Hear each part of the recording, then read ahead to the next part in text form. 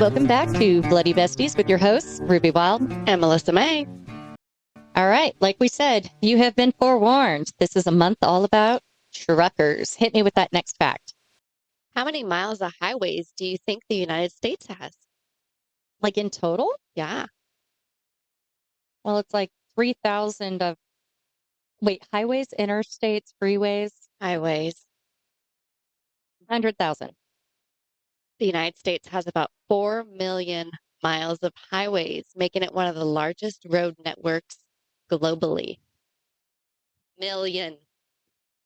Wow. I thought I was stretching it by going hundreds of thousands. Yeah. I asked my husband last night the same question, and he said like 630,000. I was like, no, millions. I want to ask my husband now. Yeah. That's why I like fun facts, because you actually learn stuff. That is. I'm going to text him, and I'm just going to be jumping in with it. Hang on. Tell him not to cheat. Wait, how many miles of highways? Let's see if he gets back to me while we're still recording. So we're on to the second episode about, I called this one Troubled Truckers, but I don't like that as much as I like Terrible. Truckers. Yeah. All right. And it's people that use their profession to commit their crimes. Again, I plan to steer clear of those crimes that so many others cover. Hopefully we accomplish that. Hopefully these are people that you've never heard of because, be aware, stay alive. This is more anthology style than the last one.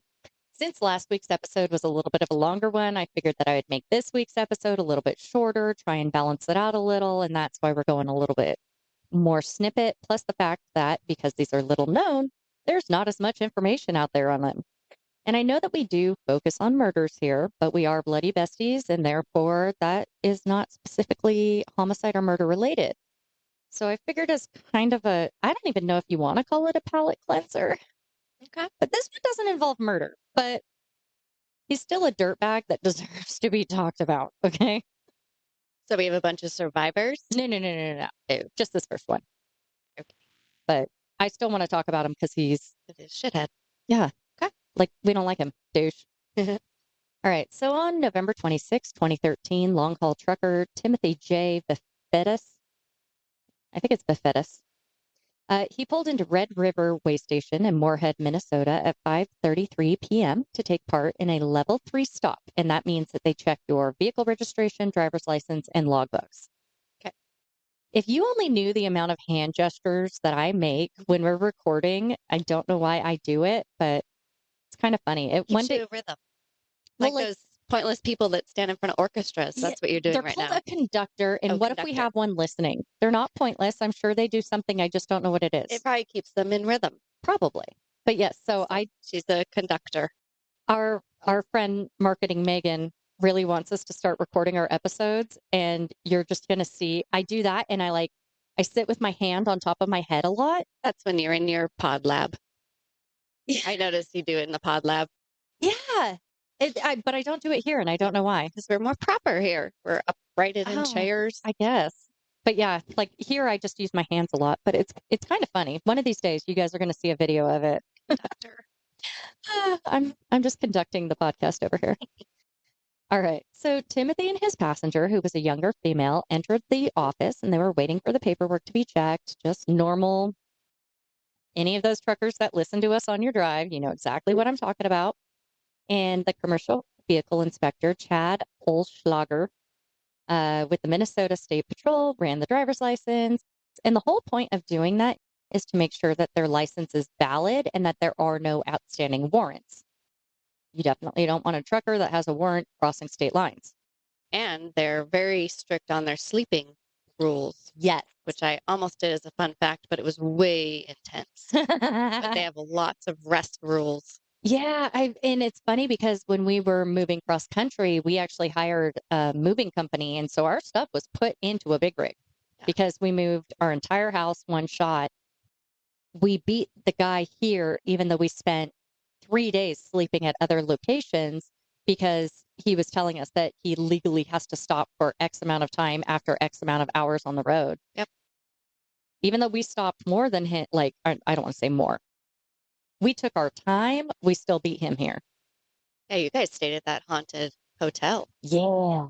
Which, by the way, proposed to my husband, and he thought it was an awesome idea that we all go, the four of us together, Okay. stay in that hotel, and record at least one episode in there. See if we catch anything in the background. Ugh, I'm going to be such a weenie. Well, unlike my little pod lab where we keep picking up the ghost dog, I don't know if you guys hear that in the background ever. If you hear something that sounds a little bit like a predator growl. I've had to edit out. Oh, yeah. In the last episode, there was some predator growling. Yeah. I mean, I do have a ghost dog. And if you don't believe, that's fine. But I've actually tried to pet this ghost dog twice. So I believe in it. I think you need to see your therapist more often. Shut up. And no, I was not drunk either. No. Okay. So we are in the waiting room. So they're running his license to make sure that there's no warrants. And this time it was not a cut and dry stop because there was a curious note when his license was run. There was like a limited extradition warrant for him from Florida and a protection order. The limited extradition is basically like if he's not currently committing a crime, don't worry about it. But if he is currently committing a crime, hold him. Protection warrant or the protection order, they needed to figure out who this was against to see if that's the young woman that's with him, because then he is committing a crime, which therefore means that the warrant, it's a factor in order to get him back to Florida. So we're in Minnesota. Okay. So it's like it's really convoluted. I had to look it up and then I tried to put it in layman's terms. Yeah. Like, yeah, if she's got an order, like, what's it called? A protection order. Yeah. Like restraining order. Yeah. Yeah. And he stole her. Well, protection order is different than a restraining order. Protection order is basically when you pull it out on behalf of someone else, like a minor. Ah. So like I'm trying to prevent this person from contacting this person, not from this person contacting me. Okay. So it's a little bit different, but pretty much the same thing.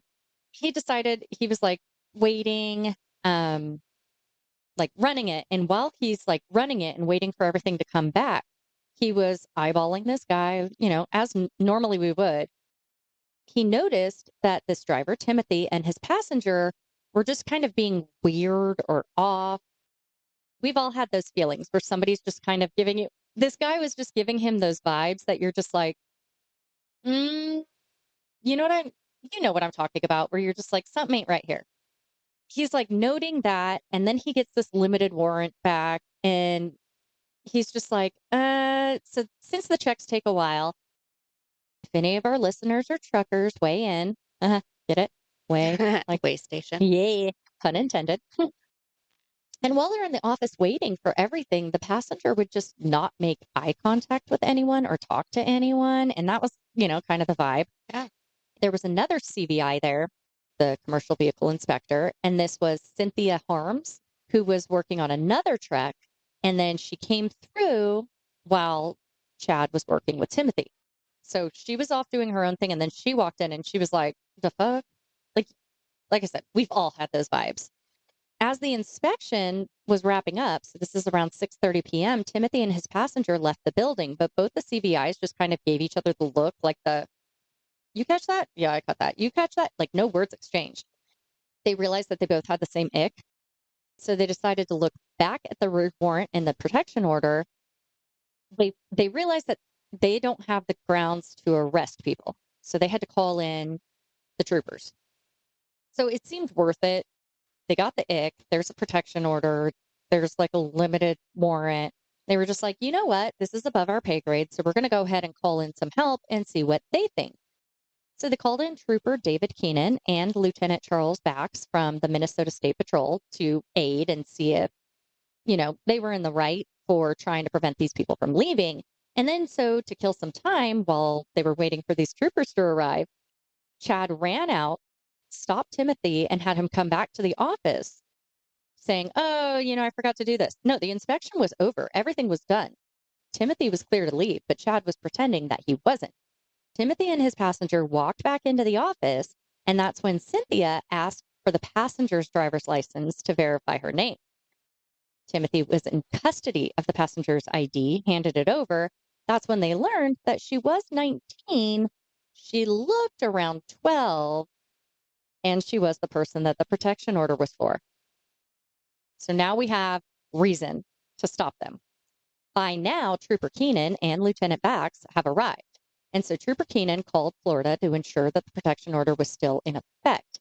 And that's because Timothy said the order was only active while she was a minor because somebody else pulled it out on behalf of her.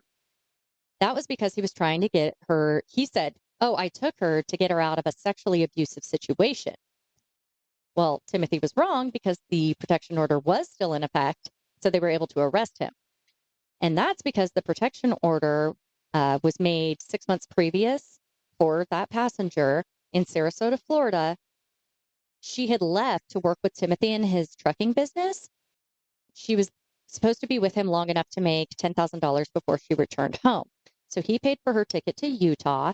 And then she realized that she kind of made a mistake the first night because she woke up to him sexually assaulting her. He was a relative. Oh, They this didn't, should have been in the incest episode. I mean, yeah, but they didn't specify the relationship. As you notice, she doesn't get a name. Yeah. I don't need to say her name. Right. Doesn't matter. He then told her, "You're not going to go back home." He took her ID, her social security card, and then she said that during the time in the truck, he would have sex with her a few times every week. She wasn't allowed to use the public restroom at truck stops. She wasn't allowed to shower alone. She wasn't allowed to leave the truck without him holding her hand. And if she even looked at another man, he would beat her. So all of this is kind of the reason that she got the protection order. Who was this man? He was 56. She was 19.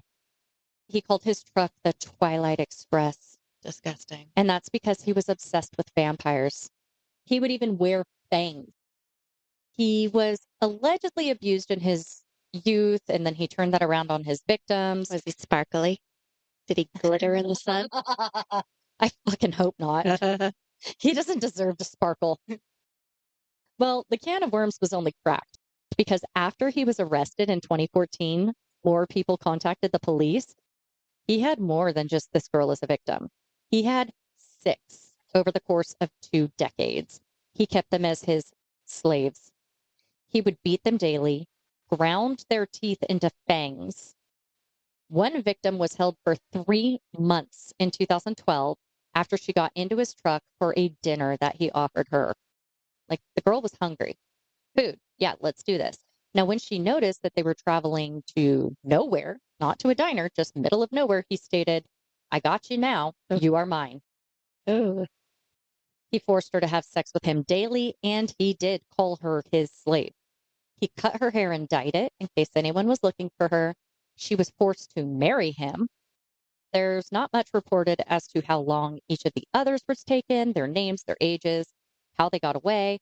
There was no trial, so I didn't have any transcripts to reference, which normally I do. There was no book written, so I couldn't read a book. Still getting his name out there because fuck him.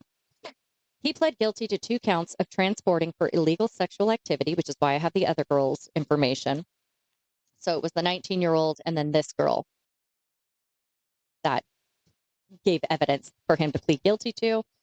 2 charges were dropped for the plea, and all the rest were past the statute of limitations. So he was sentenced to 20 years with lifetime court supervision. So if he survived getting out, because he would be 76, you could still be living, he was never to be outside of court supervision ever. what does And that now, mean? just because you're released from jail, you're still going to have like an ankle monitor, go to a probation officer, like you're on parole for the rest of your life. You will never get off of it. His statements at the sentencing was, quote, "I'm sorry for my life. I'm sorry for not recognizing myself for the monster I am." Wait, Fuck off. And because the media loves nicknames, one guess what his nickname was? Twilight something. Vampire Trucker. Oh, Mm-hmm. Moving right along from this gross man to the next one. I'm gonna need a shower after this. I know, right? That one was so ick. But I was like, you know what? I know it's not murder, but I want to spread the love. Still crime. Yeah. So on April 2nd, 1987, a man named Martin Lee Sanders was arrested in Wyoming. Martin had used an unloaded gun and handcuffs to kidnap 2 unnamed hitchhikers in Missoula, Montana. He raped one in the sleeping compartment of his big rig truck, but both were able to escape and point police to their attacker. For the crimes of kidnapping and rape, he was sentenced to 7 years, but that's not where his story ends. We are just beginning because he decided to tell one of his cellmates about another crime. He had committed it 4 years previous, and he gave vivid details that only the man who committed the crime would have ever known. The cellmate reported the confession, and again, our can of worms is open. On May 20th, 1983, Rhonda Ray Rima and Elizabeth S. Marks, both 14, and students at Gary Junior High, were last seen at the Lilac Festival Carnival in Spokane, Washington, at the Spokane Coliseum, and that still happens every year. I want to go to a lilac festival. I like flowers. Right? They left their homes around 6 p.m. with a promise to return by 10 p.m. And when the girls didn't return home, the family tried to report them missing. We all know how this goes. No, you don't ever have to wait 24 hours. You don't have to prove that they're runaways. You insist that this goes out. They're 14. Yeah. Okay? Sorry. Hate that. Soapbox, let me jump off that. You do not have to wait. All right. So they said, no, they're runaways. We're fine. So Rhonda's father said, fuck you, and hired a private investigator. Attaboy. Yeah. This was Patrick, who went by Patty Calabresi. He also, father, he didn't believe that his daughter had run away. So he was like, fine, fuck it. The police ain't doing anything. Let's spend the money and figure out what happened. That was because she had left her makeup and clothes at home. And She would not. No. And she also told her mom when she would be home. Now, a counselor from their high school said that he saw the pair get into a beige Pontiac station wagon earlier in the evening around 7 p.m. And that was the only lead that they had until their bodies were found 3 weeks later. On June 14th, in the Spokane River, having been killed by asphyxiation. Rhonda's purse was found August 1983, so like a few months later, near Boulder Beach. That was what he confessed to. So Martin was sent to Washington to face the murder charges of these two girls. And rather than face the death penalty, he pled guilty to raping and strangling both Rhonda and Elizabeth. And for that, he was sentenced to life without the possibility of parole in 1990. Again, we're not at the end of it because he decided to confess to more. Another double homicide. Marcia Ann Weeder and Catherine, who went by Kathy Jean Allen, 18 and 19 respectively. They were hitchhiking across the western United States from their home in Fairbanks, Alaska. They told their parents that they would be home by April 6, 1980. The parents hired a PI to find them as well. The PI discovered that they were last seen March 28, 1980 at a restaurant in Ritzville, Washington to find a ride with some truckers because it's an easy way to get coast to coast. Very popular in the 70s and 80s. Oh, yeah, very much so. And they had planned to fly home from Seattle to Fairbanks a few days after they left Montana, and it was during that leg of the trip that they went missing. Their bodies were not found for a while, and that's because a natural disaster happened. Do you know which one I'm talking about? What's the year again? 1980. March of 1980. In where? Washington. I got nothing. Mount St. Helens. Erupted. Mm-hmm. It began on March 27th, 1980, and was technically a series of explosions. A major explosion happened May 18th, 1980. That is the eruption that killed around 57 people, and it covered hundreds of square miles in ash, and it was now a wasteland. Because of this, the women were there, and they were buried under 3 inches of ash. And that's why they couldn't be found. Wow. There was no ash in between their bodies and the ground, meaning that they were there at the time of the eruption. So they had definitely been there by May 18th, 1980. They were discovered by a pair of pheasant hunters on October 10th, 1981. So it took a full year, but I mean, their hands were full at that time. Yeah. And that was because some of the rain that had come, because it was now fall, had washed the ash off their body. So they were able to be seen. The good news is, because they were covered by ash, it prevented animal activity. So they were able to determine that the girls had been shot in the head. And I think ash is a good way to preserve, if I remember correctly. I think you're right. Salt and ash? Yeah, I think you're right. I wasn't going to bring this up, but why not? There was a psychic involved in this case. Kathleen Ray, she said that Yakima County Sheriff's Detective Jeffrey Haffosos called her November 1980. This was after their backpacks had been found. The week before the girls were found, she sent a recording to the detective about her visions. She was paid $200 by Jan Bowman, who was Kathleen's mother. She had been known to help police investigations before, and she was also on the parapsychology lecture circuit. She said that the pinpointed areas of Moses Lake, saying that the women would be found 38 miles outside Ritzville near a small town. They were found 40 miles away. So pretty close. She also said that there would be tin cans near the body and a dump that was not a city dump. There were cans 300 feet from where they were found because it was an old dump site. She finally said that the pair had been shot. This is all before they were found. Wow. She was not the only psychic on the case, however, as Dorothy Allison, who worked with the Atlanta child murders case, had failed. So this was another one that was called in. Reverend Robert William Reed, a retired minister, was called in, and he said that it was 5 to 6 men that grabbed the women. He said that they were held in a warehouse or a barn. Yeah, that wasn't right, as you'll know. Their case is technically unsolved because he was never officially convicted of their murders, even though he confessed to them, but it is universally accepted that he was the culprit. He died while imprisoned in 2022, and that was from, according to one article that I could find, that he suffered a heart attack. The tragedy for Elizabeth Mark's family didn't end at her death. So this is one of the ones that he was convicted for. Her aunt, Lois Euster, was the grandmother to Sherry Palmer. Sherry didn't know her biological father. She was estranged from her mother, but according to her mother, Teresa, they were working on things. She dropped out of high school in 1990, started living on the streets, working as a sex worker. She was close with her grandmother, and her grandmother even offered to let Sherry live with her if she agreed to give up sex work.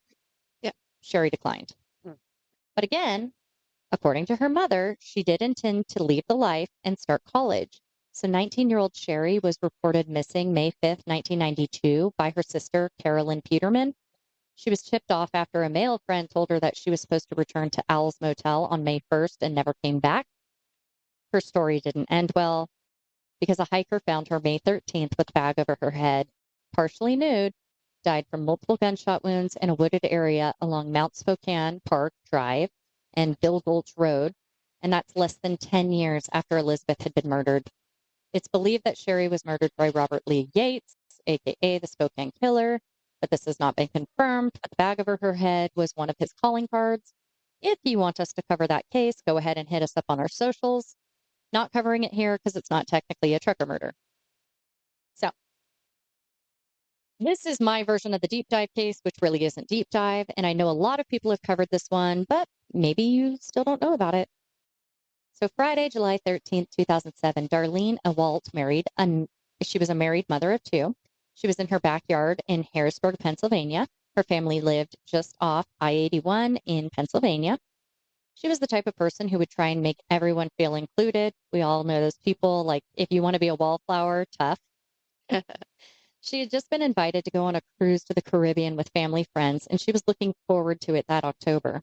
That's when they would set sail. She was in the backyard talking on the phone, which was a normal occurrence for her when her husband came out at 10 p.m. to say he was going to bed.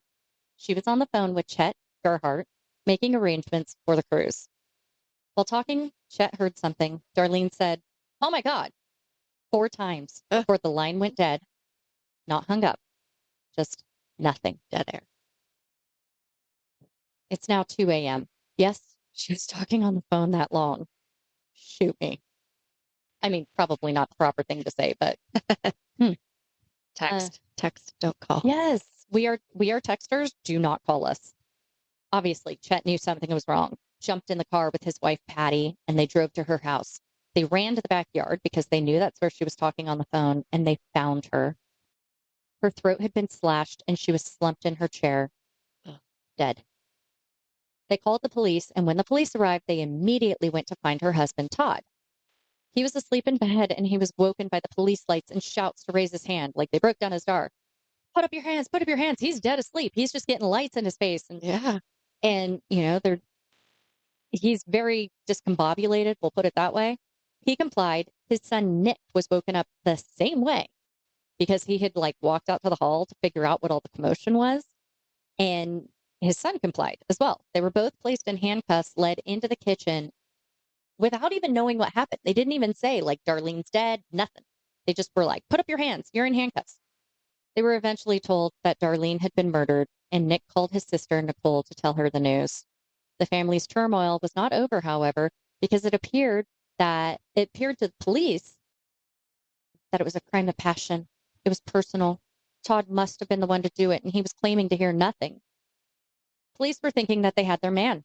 And as many podcasts will tell you, the husband did it, right? Open and shut. Todd was questioned for hours at the station, but stuck by the story. Went to bed at 10, went to sleep, heard nothing. He loved her. The police didn't give up. They brought him to the station the next day. He admitted that they had the normal amount of arguments that married couples have, usually about money. Yeah. Ours are not about that, but we have, I mean, you get the normal bickering. Bickering. Like the dishes in the sink. Yeah. Police apparently told him that he must have killed her because of their financial difficulties. He said, fine, I'll take a polygraph. Police told him that he failed. He was subpoenaed to go in front of a grand jury September 2007. And it was at this point that he finally hired a lawyer. And that's where we're going to leave that family for now. So he's waiting for grand jury. I hate when they just focus on one person. Mm-hmm. So we're going to jump over to New Jersey, and that's where Monica Massaro, a 38-year-old single woman living on a nice, quiet, and what was thought to be safe street. She was known to have a bubbly personality. She was an extrovert. She just ate life up. No day wasted. She ran a house cleaning business, and she had passion projects like photographies and motorcycles. She had been invited to hang out with friends on Saturday, and in a move that was rare for her, she backed out and said she was tired. That was the last her friends heard from her. When Monday came and she didn't show up at the customer's house that was supposed to be cleaned, they went to check on her because it was disconcerting because that was not her behavior. No one answered her door. He called the police for a welfare check. They entered her home, and that's when they found why she hadn't gone to work. She was in her bed, having been stabbed multiple times and had her throat slashed. Again, the knife attack seemed personal. And keep in mind, we're in a different state. So they started looking at those closest to her. Because she was such an extrovert, she had a lot of friends. It was one of these friends who read about Darlene's case and thought it sounded really similar. Homicide detective Jeff Noble was put on her case, and he noticed that there was a truck stop at the end of her block. He knew his suspect pool had just expanded. At 4 a.m. on July 30th, 2007, in Chelmsford, Massachusetts, Jeannie and Kevin McDonough were woken from their sleep by muffled sounds coming from their 15-year-old daughter Shay's room. Jeannie went to check on her and saw a man clad in black standing over her daughter's bed. And when Kevin joined her, he saw the glint of a knife blade, and Kevin immediately ran and tackled the intruder. He was now off of Shay, and Janine went for the knife, and she got cut in the process. So they're all struggling. Yeah. Shay ran out of the room to call the police while her parents were dealing with this intruder, and they were able to hold him down and wait for the police to come and arrest him. Police arrived shortly after and checked him for weapons, and they found numerous knives and a belt with Chinese throwing stars. He had a wire for strangling, a leather mask, and a hood. The intruder was Adam Leroy Lane. He was a 43-year-old married man with 3 children from Jonesville, North Carolina. He worked as a long-haul trucker. He had no criminal record. They found he had parked his truck near the house, and they were able to search it, and they found a gold mine of evidence. For starters, there was a DVD called Hunting Humans in the cab. So the movie itself, it's not what you would think it is. It's just the title that's wonky. It was released in 2002, and it's a movie about a serial killer who finds his victims at random. When he goes to commit another murder, someone killed his victim first. It's another serial killer. So they play a cat and mouse game, these 2 killers, because he sniped a victim from him, like Dexter, and then one of them's dead. So everybody feels the need to bring it up because it's Hunting Humans, but it's just a normal Thriller. Mm-hmm. Keep in mind, these 3 crimes have not been connected yet. So the detectives are each conducting their own investigations independent of each other. Todd is still looked at for killing his wife, Darlene. So he's still waiting for grand jury. And remember, that's supposed to go later the same year. The detectives dealt with Maria's murder. They went to the truck stop to see if they could find who might have been there around the time of the murder. And the New Jersey detectives put in a request for help from the FBI. And that was to find out if any other murders in the nation had similar MOs. A knife attack near a busy highway. Yep, Massachusetts had one. A thwarted attack and a man in custody. But these things were not so cut and dry, and they needed to see if there was any hard connections. They wanted literal receipts. So they wanted to put Adam in the vicinity of Maria's home on the night that she was killed. There was purchase of a radar detector from a truck stop in Bloomsbury, New Jersey on the day of her murder. The problem, however, is when it came to obtaining more evidence for Monica's murder. The truck was searched in relation to this attack on Shay, then it was released back to the trucking company. They put the truck in a private lot and threw out everything that he had left inside. They were like, he ain't coming back for it. He's under arrest. The good news is the dumpster where they threw everything away hadn't been emptied yet. So it was in that dumpster that they found Adam's clothing with stains in addition to blonde hair similar to Monica's. This was enough for the New Jersey detectives to want to question him. And after a while in the interrogation room, they finally asked if he assaulted anyone in New Jersey, to which he replied, "I'm done." Thinking the interview was over, the detectives were ready to leave when Adam asked if New Jersey had the death penalty. The detective said no one had been executed in the state in years. And so after a pause, Adam told the detectives what he knew about Monica. He said he broke into her home to rob it because the door was unlocked. He saw her in bed, and when she saw him, they started to fight. And in the struggle, she accidentally slit her own throat. No. He then stabbed her a bunch to throw the police off to make it look like it was a sex crime. This was beyond enough to keep him into custody while forensic testing was being done. There was blood found on the knives taken from him, and the blood on the knife connected to the murder victim, Darlene. Yeah, Todd was officially off the hook, but not exactly pleased with how he was treated after his wife had been murdered. Nope. Police also were able to connect Adam to another attack that I haven't mentioned yet, and that's the attack on Patricia Brooks on July 17th, who was sleeping on her couch when a man broke into her house and slit her throat. But she survived. She had grabbed her own throat to scream for help, and she was able to be saved. Rather than risk a trial, he pled guilty December 2007 of the attack on Shay, the 15-year-old, for which he received a sentence of 25 to 30 years. And about a year later, he took a plea in New Jersey for Monica's murder, where he received an additional 50 years.